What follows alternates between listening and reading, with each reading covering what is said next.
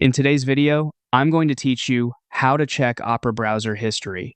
Whether you're retracing your research, reopening a page you closed too soon, or simply keeping track of your browsing, Opera makes it straightforward once you know where to look.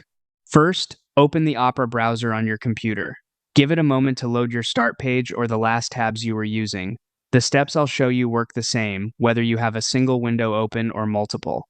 Next, look to the left side of the Opera window for the Opera icon. It's the circular red logo that opens the main menu. Click that icon to reveal Opera's built-in options. This menu is where you'll find tools for navigation, settings, and of course your history.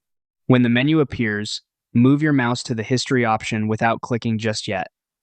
Hovering over history expands it and shows quick access to your most recent pages.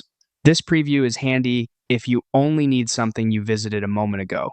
Now, click on History. This opens Opera's history area so you can see a longer list of the sites you've visited organized by time. At the top, you'll find a search bar.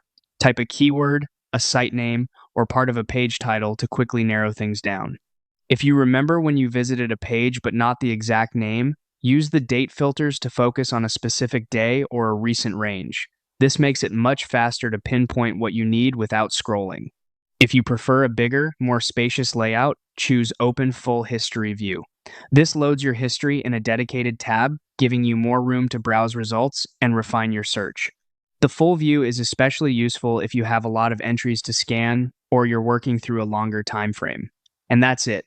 By opening Opera, using the left side menu, hovering over history, clicking into it, searching or filtering by date, and switching to the full history view when needed, you'll quickly find the pages you're looking for with confidence.